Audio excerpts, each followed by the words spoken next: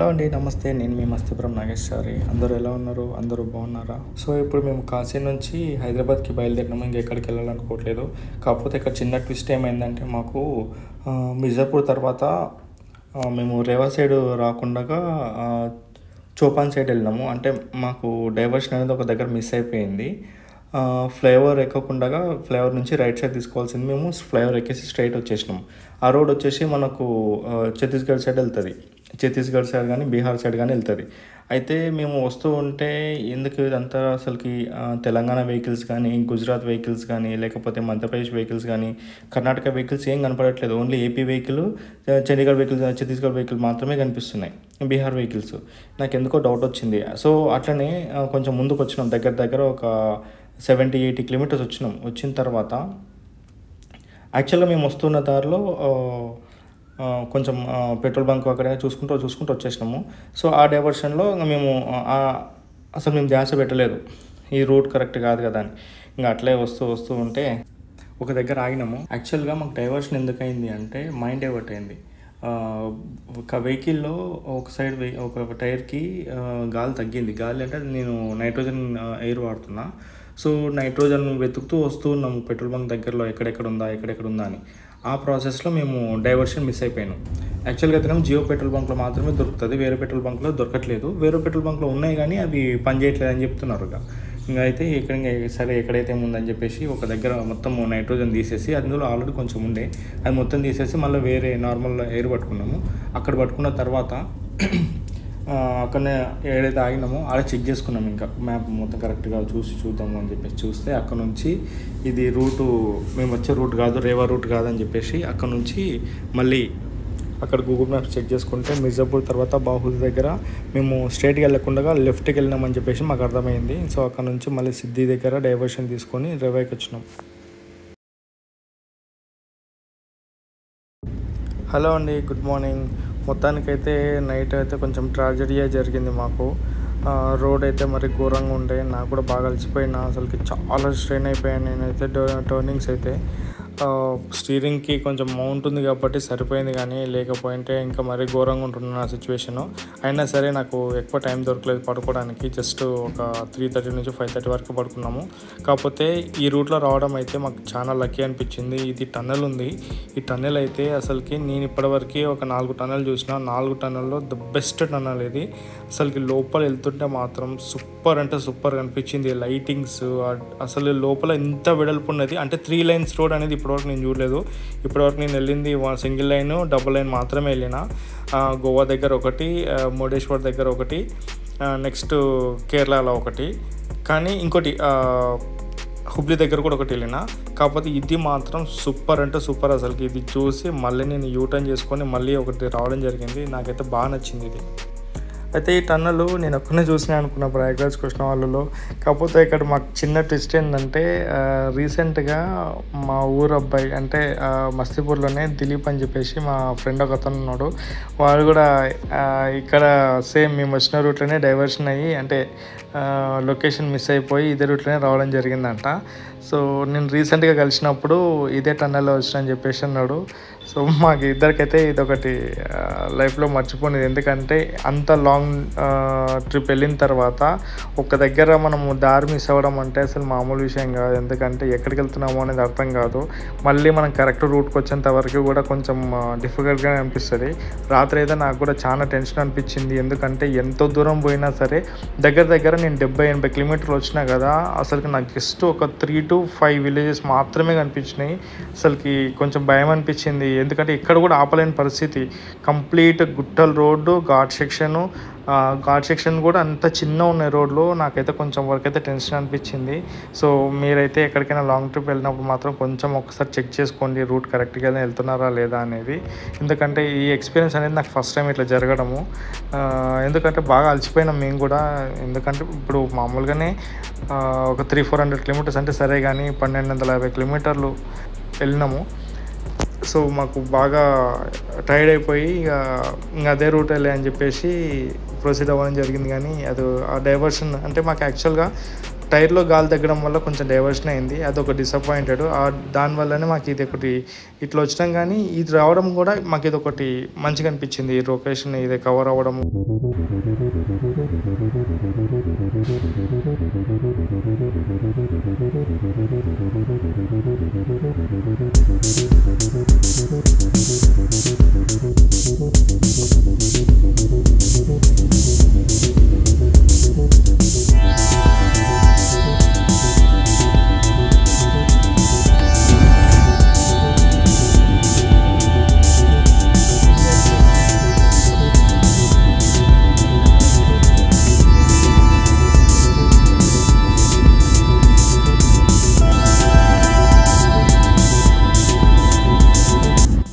చూడండి టన్నల్ అసలు ఎంత బాగుందో.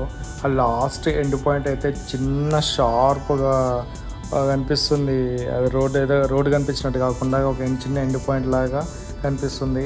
యాక్చువల్గా నేను ఫస్ట్ ఎంటర్ అయిన తర్వాత నాకు ఇది ఏం గుర్తొచ్చిందంటే, మనకు cricket stadium night flood lights వేస్తే ఎట్లా ఉంటుంది సేమ్ అట్లనే. అంటే క్రికెట్ అనేది కాదు కానీ ఒక ప్లే గ్రౌండ్లో ఫ్లడ్ లైట్స్ వేస్తే ఎంత వైట్గా ఉంటుందో సేమ్ అట్లనే అనిపించింది. ఎందుకంటే చుట్టూ వైటు, కింద మొత్తం సిమెంట్ వైటు, మళ్ళీ పైనుంచి మంచిగా ఇట్లా ఫుల్ లైట్ ఫోకస్. యాక్చువల్గా మీకు ఎట్లా అనిపిస్తుందో ఏమో కానీ నేనైతే మాత్రం ఫుల్ ఫీల్ అయిపోయాను. ఆ కింద ఆ లైట్స్ అంటే వేరే లైట్స్, గ్రీన్ కలర్ లైట్స్ కానీ అక్కడక్కడ రెడ్ కలర్ లైట్స్ అంటే డేంజర్ లైట్స్ కానీ ఇలాంటివి చూస్తుంటే అయితే నాకైతే చాలా బాగా అనిపించింది. కెమెరాలు అంతా కవర్ అవ్వలేదని చెప్పేసి నేను అనుకుంటున్నా. ఎందుకంటే నేను ఈ వీడియోని మళ్ళీ తర్వాత 2-3 సార్లు చూసినప్పుడు కానీ లేకపోతే నా వాట్సాప్ స్టేటస్లో పెట్టుకున్నప్పుడు కానీ నేను చూశాను. కానీ నాకు ఫోన్లో అయితే నాకు అంత మంచిగా అనిపించలేదు, కానీ నేనైతే డైరెక్ట్ చూసినప్పుడు అయితే మాత్రం చాలా బాగా అనిపించింది. ఇంకోటి ఈ టన్నెల్లో పోయే కొద్దీ టర్నింగ్ ఉంది. టర్నింగ్ అది యాక్చువల్గా టర్నల్ అనగానే స్ట్రైట్ రోడ్ ఉంటుంది, కానీ టర్నింగ్ అనేది నాకు ఫస్ట్ ఎక్స్పీరియన్స్ ఇట్లా ఉండడము.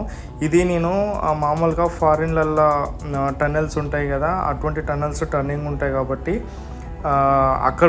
అక్కడ మాత్రమే ఉంటాయని అనుకున్నా. కాకపోతే ఇది నేను ఇంత తొందరగా ఇట్లా ఎక్స్పీరియన్స్ చేస్తాను అని చెప్పి మాత్రం అనుకోలేదు. నేనైతే మంచిగా అనిపించింది, నాకు చాలా బాగా అనిపించింది. మీరు కూడా రేవా సైడ్ వెళ్ళినప్పుడు ఒకవేళ రేవా చుట్టుపక్కల ఎక్కడికైనా విజిట్ చేసినట్టుంటే మాత్రం ఈ టన్నెల్ని రేవా నుంచి సిద్దికి వెళ్ళే రోడ్లో ఈ టన్నెల్ ఉంటుంది. ఖచ్చితంగా సార్ ప్లాన్ చేసుకొని అయితే వెళ్ళి చూడండి, చాలా బాగా అనిపిస్తుంది. అంటే ఎవ్వరు ఇప్పటివరకు అయితే టన్నెల్ చూడడం వల్ల అయితే మాత్రం మంచిగా అనిపిస్తుంది, అంటే నా ఫీల్ అది. మరి మీకు ఒకవేళ వేరే కంట్రీస్లో కానీ లేకపోతే యాక్చువల్గా అయితేనే మనకు జమ్మూ అండ్ కాశ్మీర్ దగ్గరలో కూడా ఉంటుంది. అది చూసిన వాళ్ళకైతేనేమో ఇది చాలా చిన్నది, ఎందుకంటే అది దగ్గర 5 అబో అంటే అరౌండ్ 10 కిలోమీటర్స్ వరకు అయితే ఉంటాయని చెప్పేసి నేను విన్నా. ఇదైతే జస్ట్ ఒక 1.5-2 కిలోమీటర్స్ వరకు ఉంది, ఇది అంతకుమించి ఎక్కువేం లేదు. కానీ బాగుంది, మంచిగా అనిపించింది. అండ్ ఇంకొకటి, ఇది ఇట్లా వస్తూ ఉంటే ఇక్కడ ఒక యూటర్న్ ఉంది. యూటర్న్ దగ్గర హెలిప్యాడ్ ఉంది, అంటే హెచ్ అని రాసి ఉంది. అది హెలిప్యాడ్ ల్యాండింగ్కి సర్కిల్ గీస్తారు కదా, అది కూడా ఒకటి మంచిగా అనిపించింది నాకు. ఈ సర్కిల్ దగ్గర, ఈ యూటర్న్ దగ్గర హెచ్ అనేది ఒకటి రాసి ఉంది, అంటే ఇక్కడ హెలికాప్టర్ అంటే ల్యాండింగ్ కూడా చేసుకోవచ్చు అని చెప్పేసి మెన్షన్ చేసిండ్రు. బాగుంది, ఫెసిలిటీస్ ఒక దగ్గర ఇట్లా పెట్టడం అనేది మంచిగా అనిపించింది నాకు.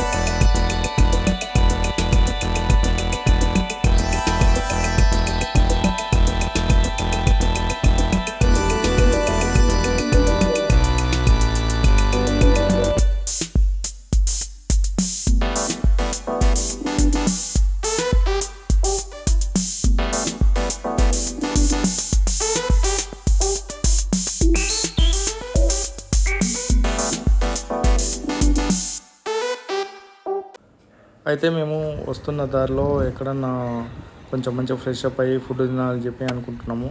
ఇప్పుడు టైం దగ్గర 11:30, 12 అవుతుండే. ఇంకా సర్లే ఒకటేసారి స్నానం చేద్దామని చెప్పేసి ఇక్కడ దగ్గర అయినాము. వాటర్ అయితే మాత్రం చాలా అంటే చాలా బాగున్నాయి. మంచిగా కంప్లీట్ వైట్ అసలు ఇట్లా స్విమ్మింగ్ పూల్లో వాటర్ ఎట్లా ఉండే బాగుంది. మంచిగా స్నానం చేసుకున్నాము, ఫుడ్ ప్రిపేర్ చేసుకుని తిన్నాము. అంత అయిపోయినాక ఇక్కడ డాగ్ అయితే ఒకటి వచ్చిండే. ఇక్కడ వస్తే ఇంకా అది బాగా ఆకలి మిన్నట్టుంది. ఒక 3 సార్లు పెడితే కూడా 3 సార్లు మొత్తం తినేసింది. పాపం అక్కడ ఎవరు ఫుడ్ పెట్టలేనట్టున్నారు దానికి. అది తిన్నగానే మంచిగా అనిపించింది. అది ఎక్కడ వెళ్తూనే లేదు, మేము వెళ్ళేంత వరకు మా వెహికల్ దగ్గరనే ఉండే. ఇంక అది అయితే ఈ వెహికల్ మాది XUV500 అయితే మేము చాలా బాగా యూటిలైజ్ చేసుకోగలిగినాము. నేను డ్రైవ్ చేసేంతసేపు మాత్రం డ్రైవ్ చేసి మళ్ళీ అలసిపోయిన తర్వాత వెనక్కి వచ్చి పడుకున్నా. కంప్లీట్ 6 feet లెంత్ ఉంది స్పేస్. సో మంచిగా పడుకోగలిగిన నేను. దాని తర్వాత ముందర డ్రైవింగ్ చేసేది మా బొమ్మర్ది మౌనేష్. తను అలసిపోయిన తర్వాత మళ్ళీ సేమ్ అట్లనే వచ్చి వెనక్కి వచ్చి పడుకునేది. అప్పుడు నేను డ్రైవ్ చేసేది. బాగానే యూటిలైజ్ చేసుకున్నాం మంచిగా. ఎక్కడైనా నైట్ స్టే చేయాలనుకున్నా కూడా అక్కడ అట్లనే స్టే చేసేవాళ్ళం, పడుకునే వాళ్ళం. అందులో వెనకైతే 3 పడుకోవచ్చు, కానీ మేము 2 పడుకునే వాళ్ళం. మా మామయ్య ముందర సీట్లు అట్లనే కూర్చొని అలానే పడుకునేవాడు. మహారాష్ట్ర బార్డర్లో మళ్ళీ ఫుల్ ట్యాంక్ చేస్తున్నాము, ఎందుకంటే తెలంగాణలో కొంచెం డీజిల్ రేట్ ఎక్కువ ఉంది కాబట్టి.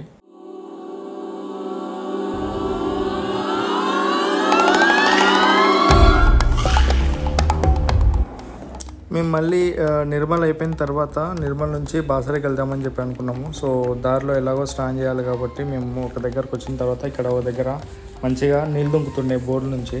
సో మేము ఇక్కడికి వచ్చేసి మంచిగా స్నానం చేసుకొని మళ్ళీ ఫుడ్ ప్రిపేర్ చేసుకొని మంచిగా ఉప్మా తిని బాసరికి దర్శనం పోయినాం.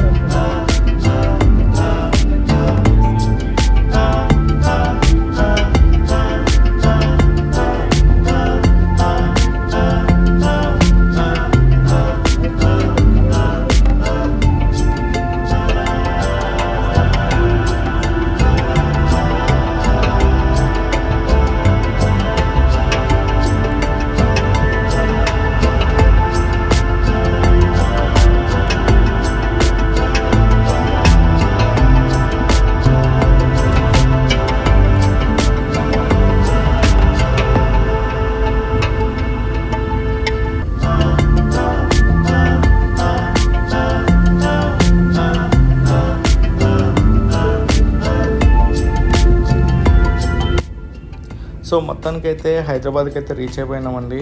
దగ్గర 2600 కిలోమీటర్లు చిల్లర అయినట్టుంది బాగానే. సో మాకైతే మస్తు అయింది. నేను ఒక 2000 కిలోమీటర్లు నడిపినట్టున్నా. నాకైతే మస్తు అయింది. సో మీరైతే ఈ వీడియోని లైక్ చేయండి, షేర్ చేయండి. నా ఛానల్ని ఫస్ట్ టైం చూస్తున్నట్టయితే సబ్స్క్రైబ్ కూడా చేసుకోండి. Thanks for watching. నేను మీ మస్తపురం నాగేశ్చారి.